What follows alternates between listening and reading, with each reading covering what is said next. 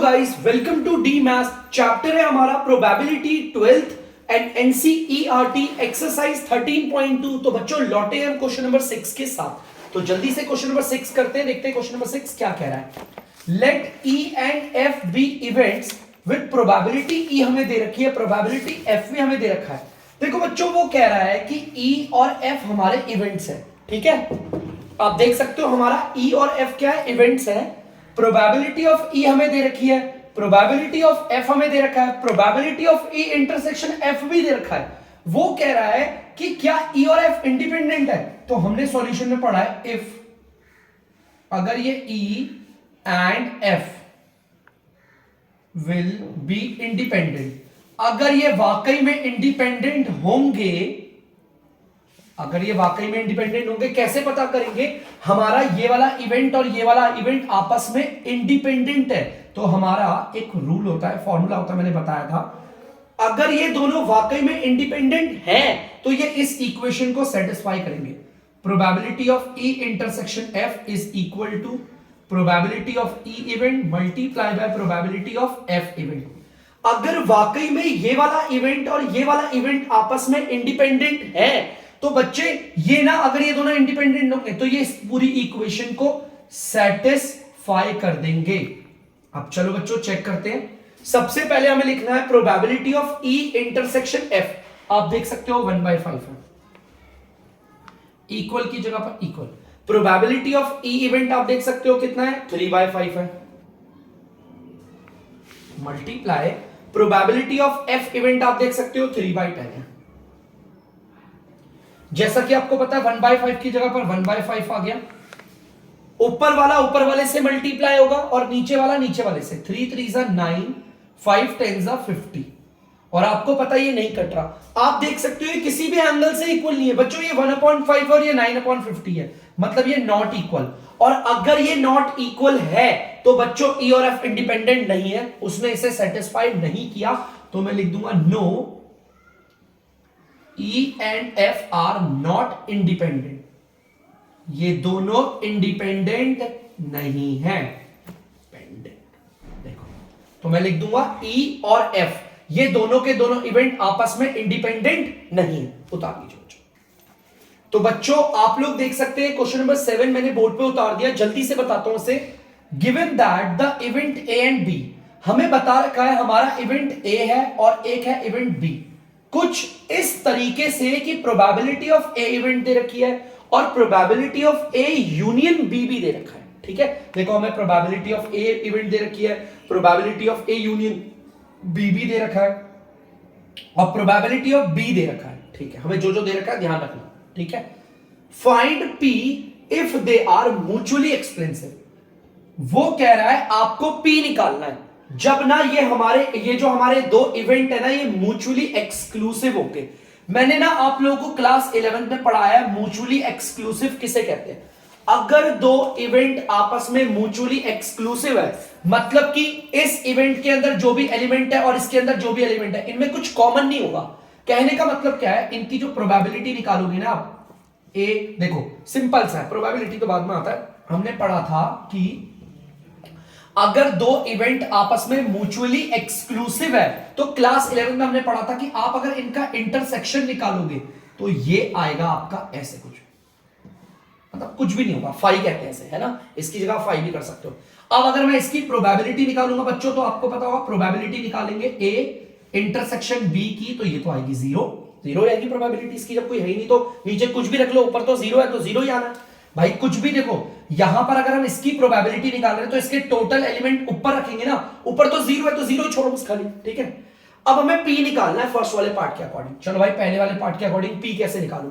मुझे बच्चों ध्यान से देखो, मुझे ना ये वाला फॉर्मूला पता है, देखो ध्यान से। Probability of A union B, मेरे को ना ये वाला फॉर्मूला आ रहा है और ये काम भी हो रहा है इसमें। Probability of A union B is equal probability of A plus probability of B minus probability of A intersection B. अगर मैं इस वाले का इस्तेमाल करूं तो देखो सबकी वैल्यू निकाल बैठा कर ना वो निकल आएगा।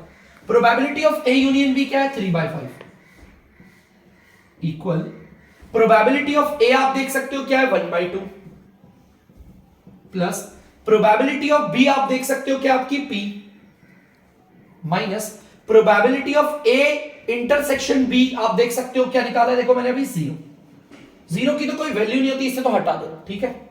ध्यान से देखना बच्चों, 3/5, तो बच्चों आप लोग देख सकते हैं 3/5 तो इधर आ गया, ठीक है। ये देखो ध्यान से, प्लस का पी है, ये 1/2 इधर प्लस का है, तो उधर जाके किसका हो जाएगा, माइनस का 1/2। देखो ध्यान से, प्लस का 1/2 माइनस का हो गया। ये माइनस का जीरो था ना बच्चों, आपको पता है कोई वैल्यू नहीं होती जीरो की, तो उसको हटा दिया मैंने, ठीक है। ये प्लस का जो 1/2 था वो उधर आ गया, ठीक है। अब इसे कर देते हैं बच्चों सॉल्व, यहां पी है, इनका एलसीएम लोगे 10 आएगा, 5 के टेबल में ये आता है 2 बारी पे, तो 2 को 3 से करेंगे 6, 2 के टेबल में ये आता है 5 बारी पे, तो 5 को 1 से करेंगे 5, 1/10 आ गया पी। तो बच्चों हमने फर्स्ट वाले पार्ट के अकॉर्डिंग तो 1/p निकाल लिया, ठीक है। आप लोग देख सकते हैं पी हमने निकाल लिया फर्स्ट वाले के अकॉर्डिंग।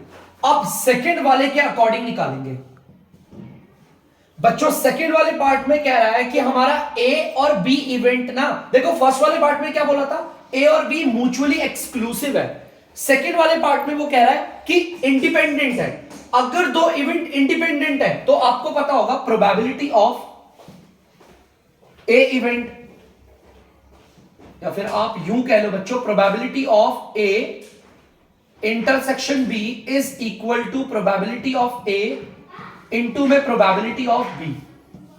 ये आप जानते हैं है ना, ये आप लोगों को पता ही होगा नॉर्मली कि probability of A intersection B क्या होता है, probability of A multiply by probability of B. ये आप लोगों को पता होगा, क्योंकि अगर हमारे दोनों के दोनों इवेंट क्या है, आपस में इंडिपेंडेंट है, ठीक है। इंडिपेंडेंट होते हैं तो यही होता है, आपको पता होगा। अब इनकी वैल्यूज दिखाते हैं, बैठाते हैं और फिर देखते हैं क्या होता है। तो बच्चों पहले हम निकाल लेते हैं प्रोबेबिलिटी। देखो अगर ये इंडिपेंडेंट है तो ये निकल जाएगा ना हमारा ऐसे, प्रोबेबिलिटी ऑफ ए आपको पता है 1/2 है, इनटू में प्रोबेबिलिटी ऑफ बी आप देख सकते हो पी है। इन्हें अगर आप मल्टीप्लाई करोगे, पी को 1 से करेंगे पी, और नीचे आ गया 2, p/2 आ गई। तो बच्चों ध्यान से सुनना, अब इनमें वैल्यूज को बिठाते हैं। जैसा कि आपको पता होगा, मैं ये वाली वैल्यू बिठा रहा हूं, probability of A union B is equal to probability of A plus probability of B minus probability of A intersection B. तो बच्चों आप देख सकते हैं यहां पर, अब हमने इस वाले फॉर्मूले को अप्लाई करना है। Probability of A union B आप देख सकते हो 3/5 है, प्रोबेबिलिटी ऑफ ए देखिए 1/2 है, प्रोबेबिलिटी ऑफ बी आप देख सकते हैं p है, minus probability of A intersection B आपका p/2, ठीक है। ये हमारा किसके अकॉर्डिंग निकल रहा है, जब हमारे दोनों इवेंट इंडिपेंडेंट है, ठीक है। अब चलिए इसे सॉल्व करते हैं, प्लस के 1/2 को उधर भेज देते हैं, माइनस का हो जाएगा। इनको सॉल्व करते हैं, मैंने आपको इनको सॉल्व करना सिखा रखा है। 2 को ना p से मल्टीप्लाई कर दो, अरे छोड़ो आप बच्चे काम करो, उसमें डायरेक्ट करवा दो, प्लस का p माइनस का p/2।